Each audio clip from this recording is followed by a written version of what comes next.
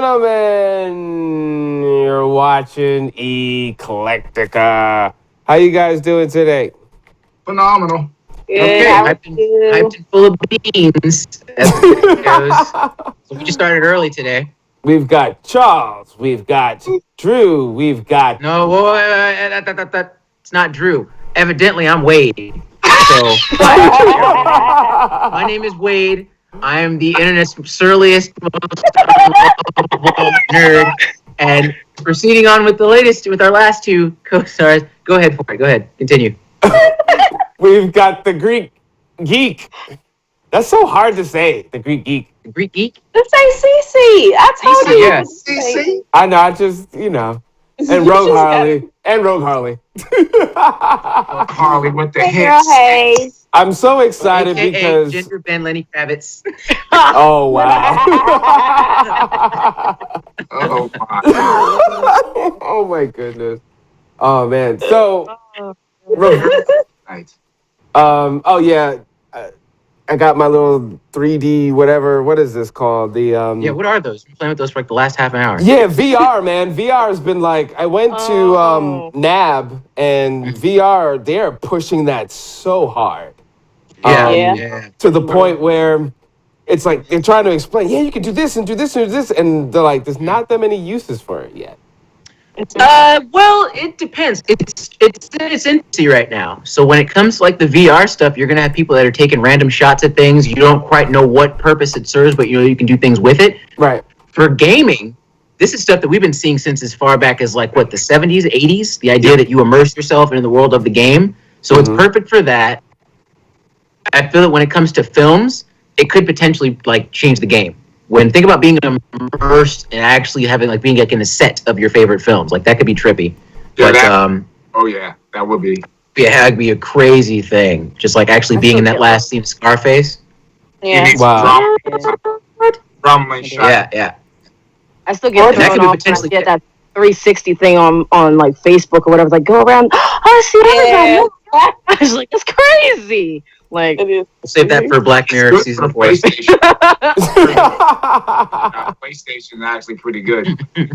So where do you go from there, though? In a situation like that, it's like, once you immerse yourself in the game, I mean, I had somebody... From there, you get into this... Yeah, go ahead.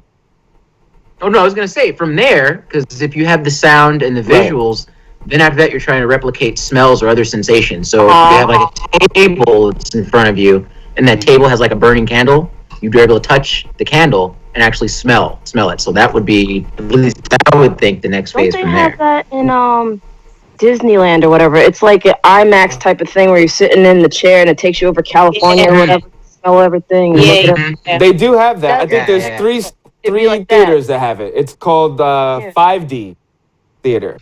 Yeah. Yeah, something like that. Yeah. That'd be We used to have a table with some fruit on it, grits, cornbread, something else. Right.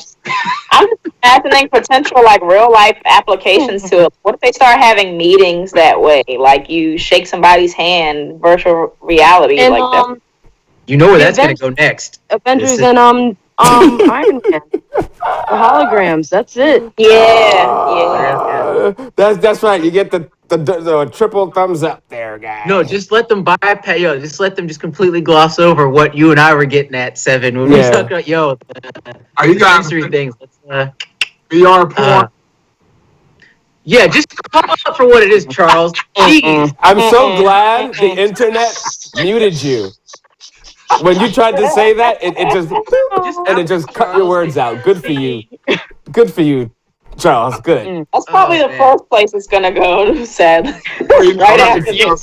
If the fact that we're joking about it, that means it's already there. We just don't know about it. No, really. Yeah, we tiptoed over, but then Charles drug us back. So. Yeah. The thing is with that is We were all thinking it. Back. I was checking out equipment as far as to work on films as a filmmaker, blah blah blah, and I had a couple people say, you know what, I'm tired of seeing pimples on actors and actresses' faces. I'm tired of the 4D. I like the mystery of the matte, that finish of old movies where you really couldn't see. We were talking about that before, Seven, during the week. When I say, like, doing films, man, I don't like everything super clear. I always say that. I like that old-time film when you can see the flicker every once in a while. Everything doesn't have to be super clear for me. We need filters. Yeah. We need filters. I think we're going to be divided on that one because everybody's like, oh, no, everyone has to look pretty in movies. And it's like, no, I want that grindhouse. Yeah, grindhouse. Yeah.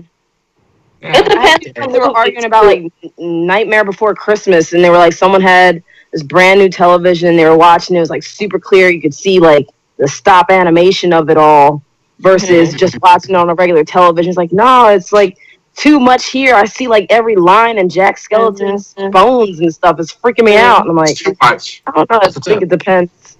Yeah, it really depends on the genre, I think, and the like the nature and the content of the film in terms of graphics. Like, yeah, I think sci-fi, that'd be a particularly crazy thing to apply that to. And using that as a springboard for the next one. Right. We just got the trailer for Ghost in the Shell. I want to say it was either today or yesterday. I'm not too sure, but I saw it. And I will say, I'll hand it this much. I've already vented my spleen on the casting choices and all that good stuff, so I'm not going to rehash that. But I will say that visually, it looks pretty damn stunning. Like, they stayed true to the... I don't even know how to really describe it. When you see it, when you see Ghost in the Shell and the iteration of Tokyo and Japan and stuff, it harkens back to the old sci-fi noir, like Blade Runner, you know? As a very distinct style, so common now that when you see it, it's kind of like, yeah, I totally know what this is. But a lot of people don't know where that comes from. Ghost in the Shell, for what it did, for what Blade Runner did for cinematic sci-fi, Ghost in the Shell did for anime. Yeah. Like, so when you see it now, you just know it off the top of your head. The Matrix completely bit its style when it came out in 2000. And I gotta say, for what it is, they stayed true to that. They were able to capture that and then put it on film. And the action sequences look on point. If I really kind of like blur my own vision when it comes to the face, I can see Scarlett Johansson as the Major. Side note, in the trailer, you'll notice they don't refer to her as Kusanagi in the trailer. They just call her the Major. And I'm like, classy move, guys, because that was really irritating me. Really irritating me, the fact that they even kept the name. And it's like, Charles, I'm going to bounce this one off of you. If someone came to you and it's like, yo, Charles, we're about to make Ghost in the Shell film. Keep in mind, side note, Scarlett Johansson is going to be the Major.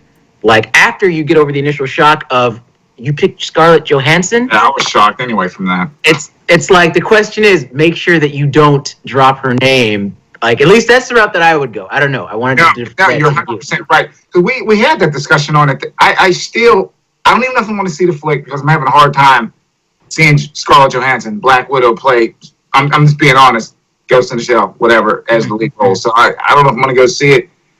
But from what you're saying, if they kept the inner workings of it, hopefully that'll bring it all together. It's there. It's there. And my thing is, I would take that if I was one that was responsible for the script. My thing would have been, I'm just not going to refer to her by name. She's just going to be the Major.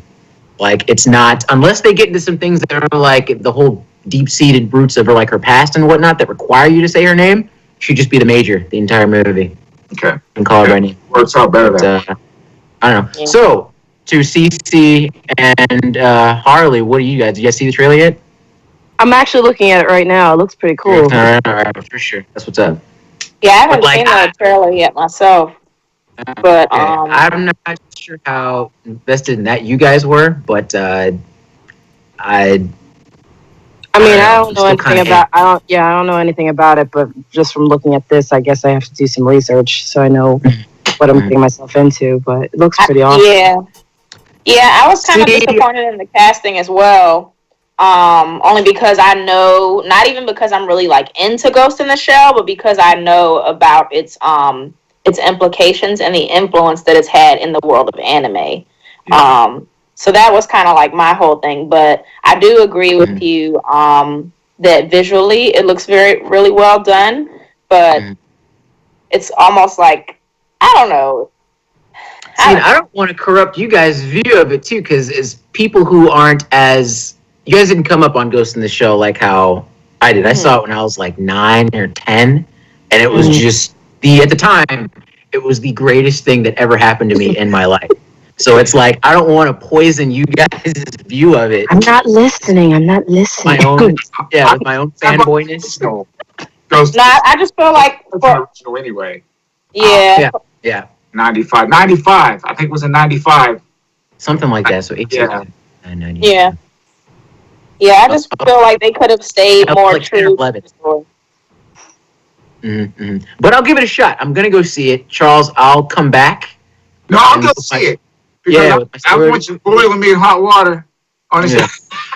So I'll go see it, but it's just, I don't know. I'm always the type, I try my best to pay homage to the original stuff and anything that I would do anyway. You know what I mean? And not veer too far off the path. Right. But probably we know it's not that way. So. See, but the thing about it is, the funny thing is, you can, in some instances, to a certain degree, veer off the path of the original source material. I think that was proven most recently with Doctor Strange.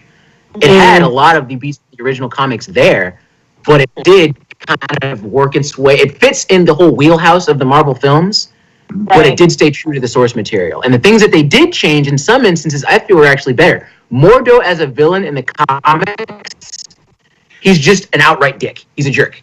Like, you know he's going to be the villain. He's like the heel when he gets there and he starts training in magic. As your first iteration of Mordo in the film, excellent. It's like Sinestro when that crappy Ryan Reynolds Green Lantern. Sinestro done right. Like, that's what I keep referring to on that. So, in some instances, the changes that you make, in some cases, can actually be better than the source material. Yeah, some things that you write or some things in the comics do not always translate well into film. Right. So you have to get that balance, you know. So I right. So, but using that one to kind of jump ship to the next topic, we just got also another trailer for Valerian. I don't know if you can bring that up for us, Evan. The pictures with the two kitties and the really elaborate space shot. And that one I'm super interested to check out because. For those of you who don't know who he is, you do know what the Fifth Element is, and therefore you know who Lupusson is. There you go.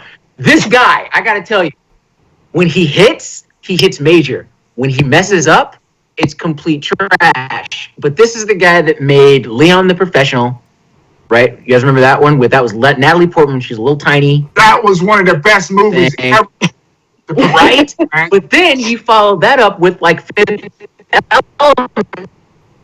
The kid who was like a straight up sci-fi nerd, like to me that film, it is very distinct in that you can look at it and you just know without knowing that a French dude made this, didn't he? Like it has a very European style to it. So if he's able to carry that over, and if you watch the trailer, it looks like it's gonna be a very ambitious film. The amount of like puppetry and cinematics and stuff, I feel like everything that Jupiter Ascending tried to do and failed with like a European director, because he did do Lucy, which I thought was trash, but I think he could redeem himself with this next one, Valerian. So also, to note, this is a very old French comic book.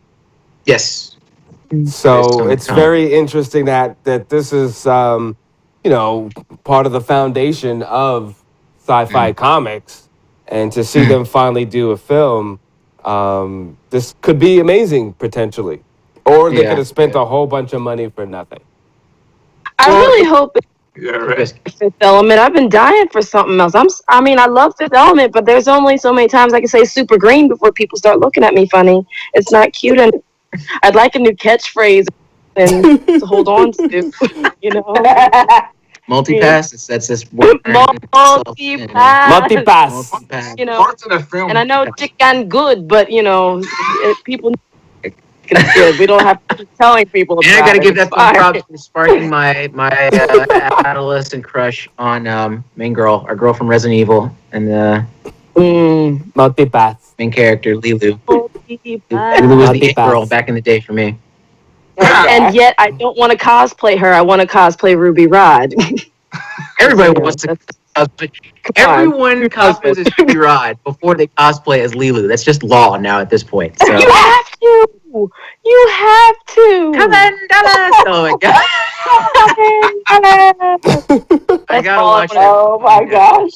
do in life is wear a Oh. leopard outfit on the road, With just the screaming. thing, for whatever death. the hell that was he did, I was so jealous when I was 17 I could do that with my hair. I'm like, it's the pomp, but it's like Amazing. a fro, and it has the arrow like dot in the center of it. So I'm like, I yeah. got a picture with a guy who did that this past New York Comic Con, and he was phenomenal looking. I was think like, I saw his picture. I think he had it on. It was phenomenal. great. Oh, Element. His Wow. hair looks like a Oh, portal man. to another dimension. Right? yes. I used to listen to the soundtrack actually when I would write. I don't For know. real? Soundtrack. Oh, That was Red actually. soundtrack. the blue alien song is all my life. Man. Our 80s baby experience. Oh. Oh, so that's what we're gonna talk about 7 because I'm totally drawing a blank now. Oh, Arrival. Oh my God, let me prepare yeah, myself. movie. Emotionally. So I took myself out. Yeah, I did my thing where I go out and take myself out on movie dates. And this week it was for Arrival, and I gotta say that was Jeremy Renner. Is it? I'm sorry, Amy Adams. Is that her? No, who's the actress? She was It's Amy Amy Adams. Amy And, Adams and Forrest Whitaker. Forrest Whitaker was in it. Yeah, it was Forrest Whitaker, and he's in it to. I don't know. He's there. He's more of a presence than an actual character. I felt, which is fine. It's Forrest Whitaker, so I'll let it slide. This, whenever people ask me to describe it, I call it sci-fi with a pulse and a purpose. Like, this movie starts off slow, but it does it with a very solid idea. And after that hour mark in the film, it kind of goes back full circle, and it totally rewards you for powering through that first hour. So it was really great to see. The performances in this one, I gotta say, part of what makes the movie enjoyable is the fact that people convey things without necessarily speaking, especially when it comes to Amy Adams' character. Like, she does a lot of emoting without saying much. It's like her reacting to a lot of things. There's still dialogue. There's still plenty of dialogue, but a recurring theme of the movie is language. And it plays with both verbal and non-verbal uses of language and how we convey ideas and thoughts and emotions to one another. So I gotta say, when it comes to that, I don't think I've seen too many other sci-fi films pull that off. Like, which is really, I think, a testament to how badass it was ultimately. So Arrival, definitely giving that one like a 9 out of 10. Which Wow. is exceptionally high for me because I don't like anything or anyone. But there you have it. Check it out. It's out now. Go watch, and then we'll discuss. I'm really curious to see what you guys' take on it. So if CC, Harley, Charles, or 7, if you guys check it out, let me know. I'll check it. I'll try and check it this week. Yeah. So what else we got going on, guys?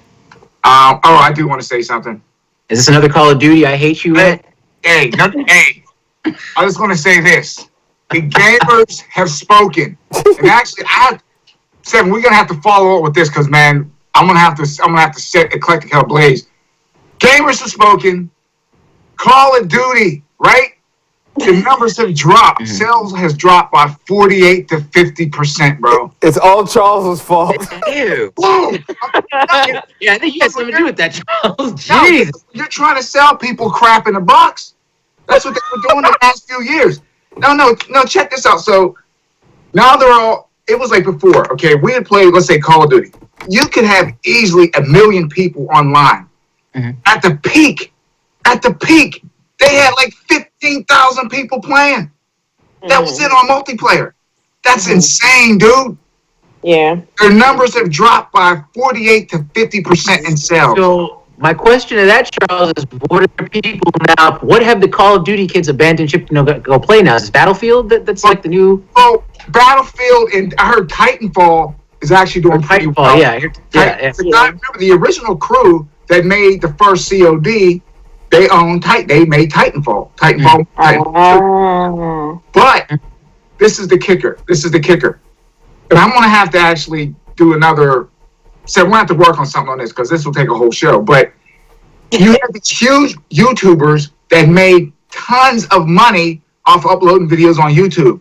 Those SBs are jumping ship now, and you know you are. I'm gonna call you out. If it's like you made all this money, got all this fame and fortune, all these years off that game. All of a sudden, they start going down. You should sink with the ship. They went over the battlefield, dude. That's a skunk move right there. And you know, I don't want to call anyone on the show, but you know, guys, who you are. You know you are. Call them out. Call them out. Drifter? Yeah. Drifter, you know I'm talking about, man. I'm calling you out. Name drop. Yeah. Dang. No, because that You dude, made him do it, Seven. that dude made money off of, help me out, Call of Duty. All of a sudden now, he's going to jump ship and jump on Battlefield. You should be ashamed of yourself, dude. He is okay, but the thing about it is, Charles, he's a YouTuber, yes? He's like in the same vein as like PewDiePie and Markiplier and all those other guys, right? This is their career. They're gonna go to where the fans are. If the fans are jumping ship, at that point, if this is a business for you, if this is your career, brand loyalty means F all or nothing.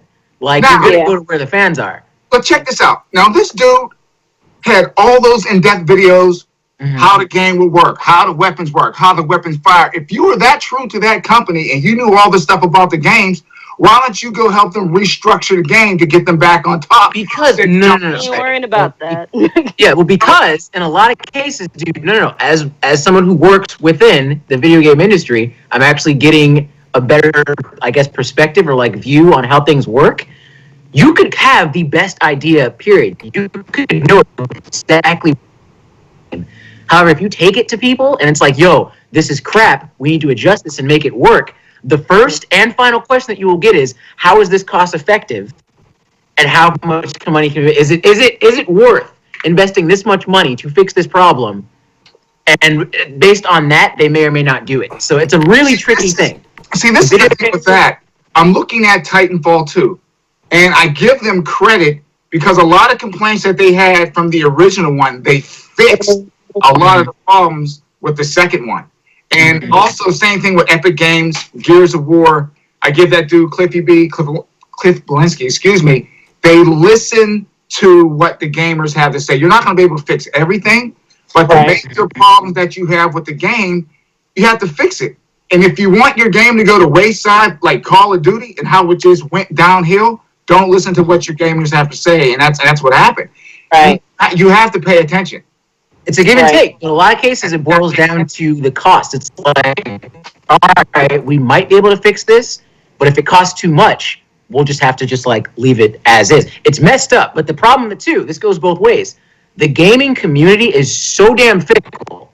Gamers are so damn wishy-washy. They want the game to have excellent graphics. They want the gameplay to be on point. They want the visuals to be stunning. They want the thing to be able to do your taxes. It's like they want that, and then a wish from the Eternal Dragon from Dragon Ball Z. Guys, come on. Come on. But you have to think about the demographics. You have to think about the demographics of the gaming community, right? It's mostly, well, at the lower level or at the, I guess the most active level are teenagers and young people, like people who are basically, are looking for the next thing to impress them. Like, okay, I've seen all of this. Now show me something new. Show me something I haven't really seen before. And that's kind of where Call of Duty fell short, was that they rested too much on their name and they rested too much on their laurels and this formula. But you have to always evolve your formula. And that's kind of where they fell short and allowed, room for games like Battlefield and Titanfall to fill that void. Because if it comes down to like, you're right. The demographic does range. Is it going to cost more? Oh no, I'm sorry. I was saying, if it's going to end up costing you more money to fix the little problems that you have with Call of Duty versus, making another game. If the amount of money is the same of making a new game entirely that's going to be new and flashy and keep the teenagers' entertainment going, they're going to go for the new game. They're not going to worry about the little stuff that's bothering people in Call of Duty. It's just, all right, well, we failed on that one. Let's move on to the next thing. If it's there are very few video games that stood the test of time like that. Yeah. The craziest thing now, they came out with the new Call of Duty Infinite Warfare, and what they did, they had it packed with Call of Duty Remastered. The original COD4, they went back through, they changed up, made it look better. That game is actually getting better reviews than the brand spanking new one that they made. Wow. It's crazy. And what they did, you couldn't buy the games separate. You had to buy them paired together because they knew that they were getting so much flack from the new one and the new direction that they were going in that they had to try to save themselves with the old one. So